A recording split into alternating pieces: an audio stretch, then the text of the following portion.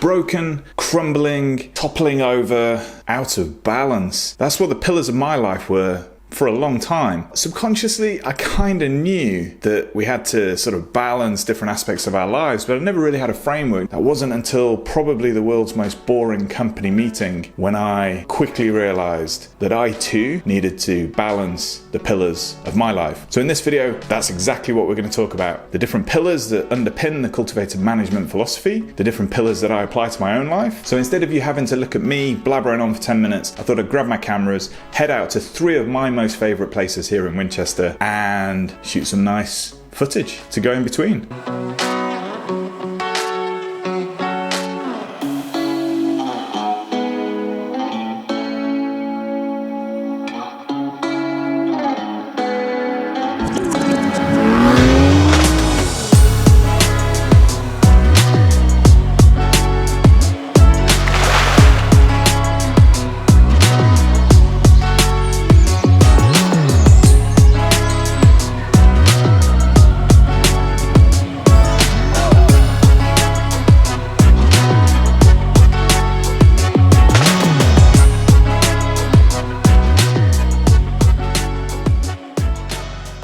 Keep getting WhatsApp notifications. As I put this video together, I was reminded of an epic talk by the late Clayton Christensen. It's a brilliant talk where he talks about going back to his university reunion year after year after year. And these people are very successful. You know, great jobs, great careers, brilliant job titles, big salaries, cars, holidays, you name it, everything. However, every year there'd be more people who were divorced, whose kids wouldn't speak to them, whose health was failing. In the video, Clayton Christensen explains that the reason this is because these people were measuring the wrong things. They were measuring the job titles, the salaries, the careers, all the other stuff, the things that people put so much pressure on us to achieve in today's society. And they were neglecting the very things that actually matter the most: family, relationships, health. I was in the same place. I was building these amazing pillars. My career was going well. I was speaking on the circuit, writing, blogging. Everything seemed to be okay. But behind the scenes, I had pillars that were out of balance. I had pillars that were crumbling. I had pillars such as relationships and health that were really suffering. And then one day I was in a company meeting, you know, the kind of meeting where it's all sports analogies, war analogies, destroy the competition, we're going to outperform, we're going to be aggressive, we're going to dominate. The kind of meeting where there's all sorts of people going, woo, yeah, great. And the rest of us are sat there going, well, how do we turn this into action? You've been in those meetings. We've all been in those meetings. Anyway, during the meeting I was doodling, drawing pictures of dogs on skateboards, you know, cats hang gliding, that kind of stuff. And then I realized that actually what they were talking about made sense. They were talking about the different pillars of a business. They were talking about the foundational pillars that make up a successful business. And it hit me. It's the same in my life. I've got these pillars. You know, I knew subconsciously that I had to balance all of these different things in life, but I never really had a framework. I never really had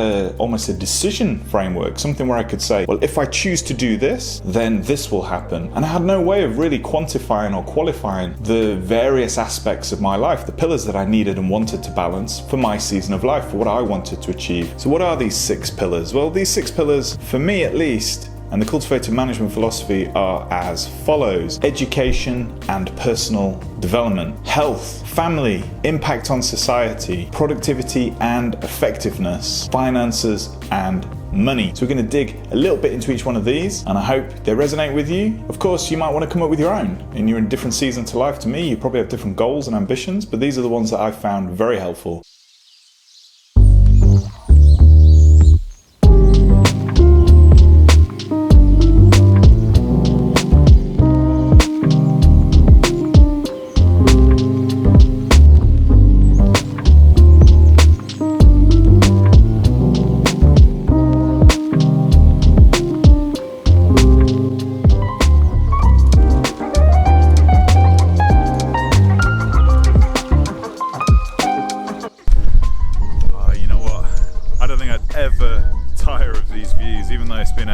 Pretty grim morning, it's been snowing, it's really cold, but just look at that. I mean, that is Winchester over there, I think. Actually, no, over there. Yeah, my directions are shocking, but Winchester's over there. We're right up at the top of Farley Mount, near a place called Hursley, which you know, is where famous for IBM being there. It's my go-to place. I love it here. It's so peaceful. It's so tranquil, except, you know, the film gods haven't exactly been with me today with the lighting and everything else. And there's lots of people walking dogs, and then there's some people sat up in Farley Mount, hence I'm hanging down here for a bit. I don't want to disturb their peace. It's a very peaceful, tranquil place. It's where a lot of people come to sort of just chill out, walk the dogs, get some fresh air, see the sights, see the views. Yeah, I don't think I'd ever get tired of this place. You've heard the cheesy sayings, readers are leaders, learners are earners, kind of cheesy, but actually there's probably a lot of truth to those. So the first pillar here is education and personal development. This is about growing as a manager. The word cultivated in my business title, cultivated management, comes from cultivating, tending, nurturing, growing ourselves. As managers, we've got to keep learning. We've got to learn about our team, ourselves, our processes, our business, our systems, the industry. It's a never-ending game of learning. If you don't enjoy learning, the chances are you're not going to enjoy being a manager. Because management is all about getting better. It's all about understanding our people, but it's also about personal education. So ask yourself questions. Where's the industry going? What does the business need of me that I can't deliver? What are my strengths? What are my weaknesses? Where do I want to be in the future? What do I want to do? Who do I want to become? These are really important questions to ask as we grow and we learn. Then find the way that works for you in terms of learning. It could be reading books, which is what I like to do. I watch a lot of YouTube videos on how to do stuff. I'm constantly reflecting. I'm studying other people. I'm working out what failed, what worked, what didn't go so well. Failure really nothing more than an opportunity to get better, to grow the business, to grow yourself. So there you go, there's the first pillar. How are you going to grow? How are you going to educate yourself? How are you going to personally develop? And don't forget, your team are going to want to know. You're a role model for them in terms of personal development education. You can't be expecting your team to grow to meet the demands of the business if you yourself as a manager are not doing the same thing. So there's pillar number one, education, personal development. Isn't it just incredible here? It's super peaceful. Looks like it's brightening up as well, which is good.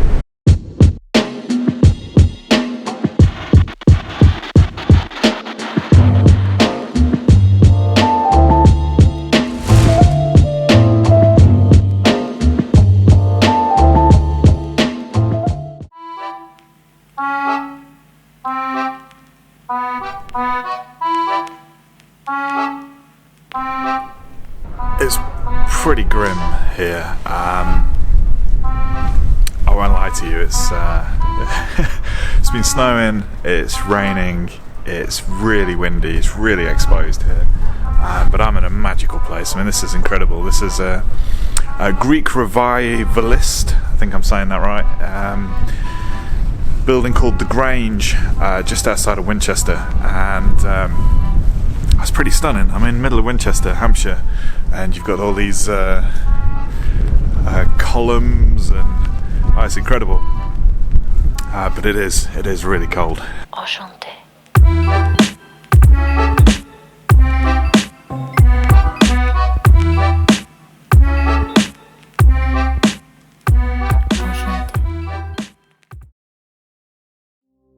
Next up, we're talking about health. Now, I'm not qualified to teach you anything about health. I'm not a nutritionist, I'm not a sports scientist, I'm not a physio, a doctor, health practitioner at all. But what I do know is this was one of the pillars that essentially tumbled me. It broke the foundations of me as an individual. My health suffered greatly whilst I was off doing conferences and talks and writing and working epic amounts of hours. It was one of those that I just neglected. Unfortunately, the feedback loop for health is like, years until you see the consequences of some of the actions you may or may not have taken in your life. So get focused, focus on your health. Don't let any company you work for destroy your health. It's really not worth it. I see this all the time. High performing people giving everything to an organization and then suffering greatly for it. Focus on your health, because frankly, without your health, all the other pillars are completely irrelevant.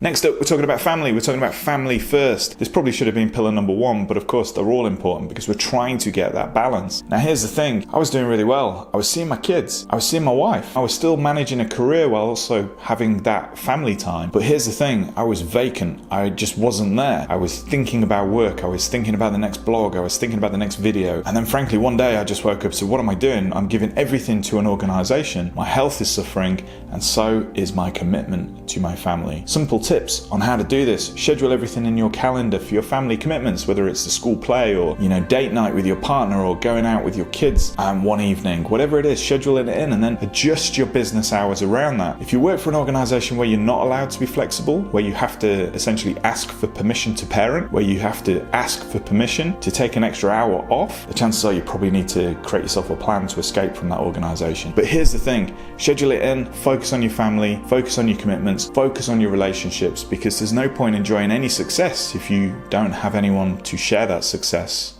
with.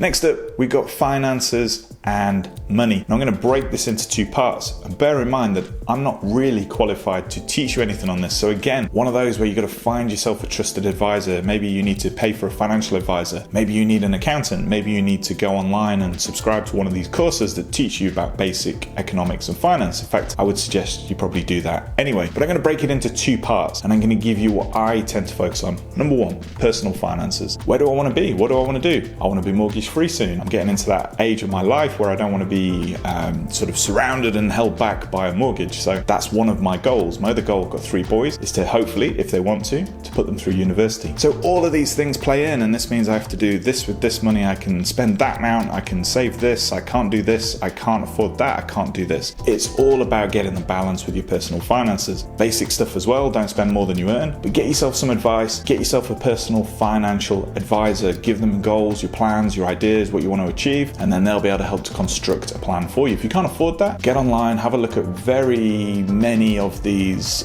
money experts. I was going to name a money expert there, but I won't, because there are others available, although Martin Lewis, money saving expert, is pretty good. The second part of this is all about business finances. Now here's where you really need to get clever, because as a manager, everything that you do as a manager with your team, with your process, with your products, with whatever it is that you're managing, whatever you do contributes to the business success or the failure. Everything you do has a financial consequence. Does it contribute to profit? Does it contribute to loss? How are you affecting the bottom line of the business? You'll also need to know all the terms and all the financial sort of jargon that goes along, cost to acquire, cost to serve, profit, margin, revenue, all of these different things, because your business needs you to understand how you affect each one of those numbers, those ratios. And it's really important as a manager that you really understand this, because you could spend your time doing something that adds zero value to the business. I see a lot of managers spending time not achieving business results. It also helps that you can have a conversation with the CFO or the accountants or the financial team, and you can talk in the language that resonates with them. To get yourself onto one of these online courses, there's loads of them available, teach you the basics of business finance. You'll be a better manager for it, and you'll also understand how what you do affects the success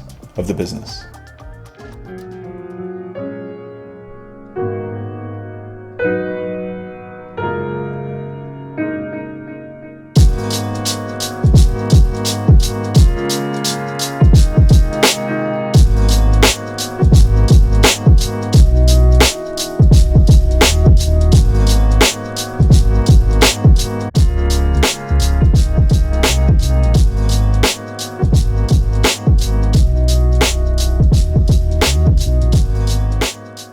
Next up, we're talking about impact on society. There's this saying in the industry that a good company would be missed. If a good company disappeared, the society it serves, the people it serves, it would be missed. Now, I say the same thing about managers. We're not irreplaceable, of course we're not, but if we disappeared, if we left, if we quit, if we moved on, then we would be missed. We'd be missed by the people we are helping, whose careers we are nurturing, whose direction we are helping to focus on. We'd be missed by the customers because we're doing a great job of delivering value to them. They might not know your name, but you're adding value to them. You'll be missed by the executives that can rely on you because you're a trustworthy, knowledgeable, experienced, talented manager. The bottom line is good managers will be sorely missed, but also impact on society. Good organizations contribute to the society they are part of. I consider an organization to be a society in itself. You know, the company you work for, are you adding value to the people there, or are you extracting value? Are you building people up, or are you tearing down the team? You know what I'm going to suggest. You add value, you contribute goodness to the society, you add stuff to it. You don't extract, you don't bring it down, you don't tear it down. Also, good organizations contribute to the societies that they are part of, whether that be the charitable foundations or doing all that they can to support local businesses. That's exactly what we do as cultivated managers. We contribute to society, we contribute to the industry we're part of, we contribute to communities, we contribute to those that we can help and serve. I would encourage you to look for opportunities to serve your local community, to serve the societies we're part of, and to add value to the communities, to the industries, to the companies that we work for. It'll come back to you tenfold, and people will always remember the manager who added value.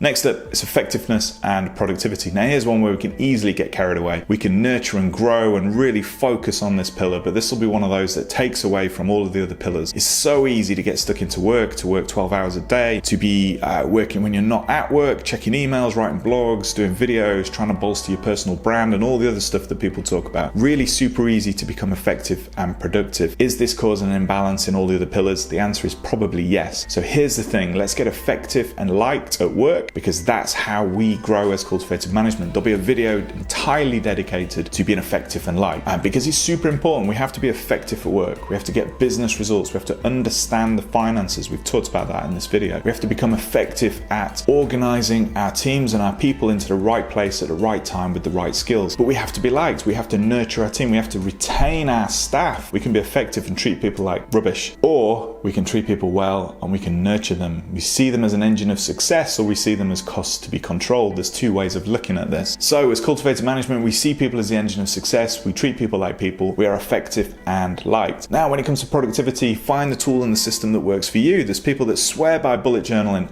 I can't do it, can't stand it, tried it for a few weeks. It just drove me nuts. But I've seen and I know people who are crushing it using bullet journaling. I prefer just a to-do list. Some people schedule everything into their calendar. Some people are doing personal Kanban. Oh man, there is just a plethora, what an amazing word. There's a plethora of productivity tools out there. So find the ones that work for you. And remember this, a productivity tool is nothing more than two things. One, it is a container. And number two, it has some rules. So when we think about it, a bullet journal is a container. It's a book, whatever book you've decided to buy. And there are rules on how you process the information and do the work that's contained within it. Personal Kanban. There's a Kanban board and there's some rules about limited WIP and, states and columns and various different things and swim lanes. There are rules to it. So if you are building a productivity tool, one that works for you, then you need to have it all in one place. That's the container part. Stuff all over the place is crazy and confusing. Have it all in one place and have some rules. So whether it be get things done, whether it be personal Kanban, whether it just be reviewing your list every day and working on the most important actions. But remember, it's a container and it has some rules. So there we are. We've got the 6 pillars that we talked about there. We've got education and personal development. We've got family. We've got health. We've got impact on society. We've got effectiveness and productivity. And we've got finances and money. So these are the pillars that I've used. And when I studied them, when they were all out of kilter, I realized I had to start building some up. I had to stop building others in order to try and get some sort of balance. Now, here's an important part though. It's actually not balance. When I use that word, it's wrong. I should be using the word tension, because there's never going to be balance. There's always going to be something that competes. There's a sort of tension that you need to manage here with these pillars. What it is you're trying to achieve and where you are, your season of life and what's important to you. Once you know these things, then you can manage that tension consciously. You can make decisions around the tension. If I do this, I won't be able to do that. If I take on this project, it will have this impact. And you can do these things consciously. It's a decision-making framework for your life. out, and it allows you to bring that tension into a collective consciousness so you can actively manage it. So with that, I hope this video has been interesting, and there's a whole load more to come on this channel. Please stay tuned. If you like the video, then obviously hit like, hit subscribe, share it with your friends, share it with your managers, and go forth,